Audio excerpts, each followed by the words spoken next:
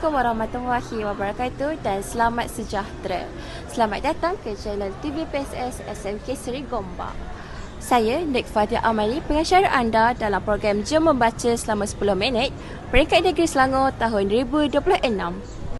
Program ini bertujuan untuk memupuk dan menyemai budaya membaca dalam kalangan warga sekolah. Membaca merupakan satu amalan yang sangat penting kerana dapat meningkatkan ilmu pengetahuan dan juga kemahiran berfikir secara kritis. Bak kata pepatah, membaca jambatan ilmu. Oleh itu, marilah kita sama-sama menjadikan membaca sebagai satu amalan dalam kehidupan seharian. Hadirin sekalian, membaca memberikan pelbagai faedah kepada kita. Jadi, mari kita terokai satu persatu. Jom. Pertama, kita dapat mengembangkan ilmu pengetahuan. Kedua, kita dapat mengukuhkan daya ingatan. Dan yang terakhir, kita dapat mengisi masa lapang dengan pelbagai perkara yang berfaedah.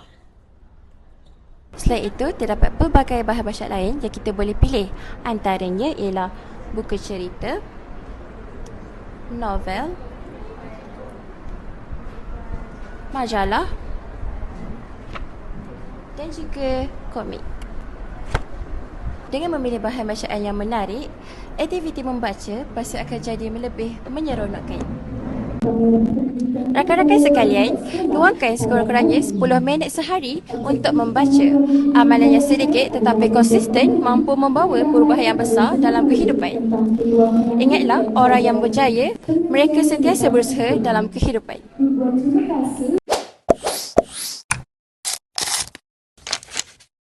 Assalamualaikum dan selamat sejahtera.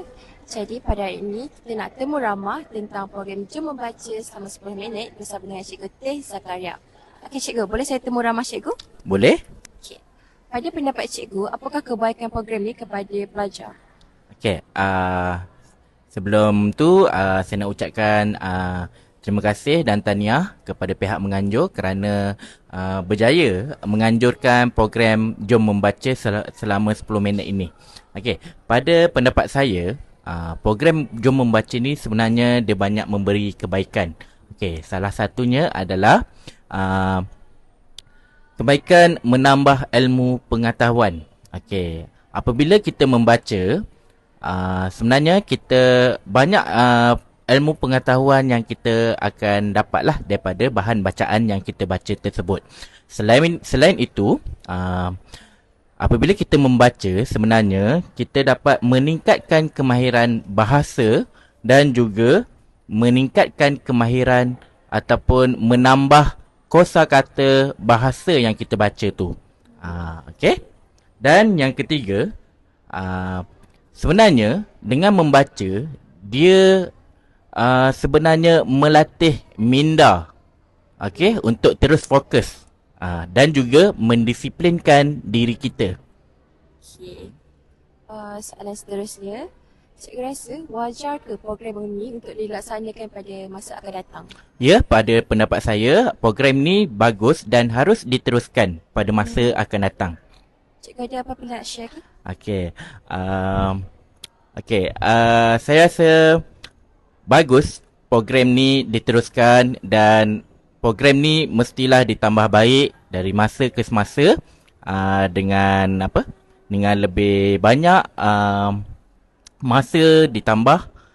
Contoh, kalau tahun ni 10 minit, tahun depan kita tambah lagi jadi 15 minit ke 20 minit ke untuk program membaca ini.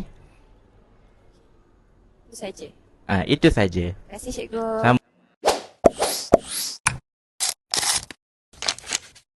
Jadi sekarang sesi temu ramah bersama dengan pelajar. Jadi saya bersama dengan Amar Haris. Amar Haris. Okey. Panggil Amar. Panggil Amar boleh? Okey, Amar ada baca buku apa semalam? Saya ada baca buku Sherlock Holmes yang mengisahkan seorang detektif yang bijak bersama rakannya John Watson yang menyelesaikan masalah di London. Okey. Sepanjang program Jom Membaca 10 minit, Amar rasa apa manfaat yang Amar peroleh? Saya rasa program 10 minit membaca ni perlu diadakan setiap tahun bagi menambahkan ilmu pengetahuan serta memberi minat terhadap golongan muda untuk membaca buku. Seperti kita tahu, membaca jabatan ilmu. Okey, so Amar nak kongsikan apa-apa lagi? Tak ada dah. Tak ada dah. Okey, terima kasih. Sama.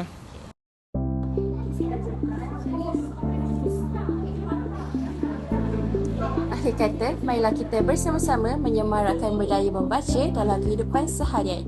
Remaja membaca, masa depan terbina. Jangan lupa untuk rekodkan bacaan anda dalam AIS 5.0 dan jangan lupa juga untuk like, share dan subscribe YouTube channel Semerbak TV. Assalamualaikum dan bye.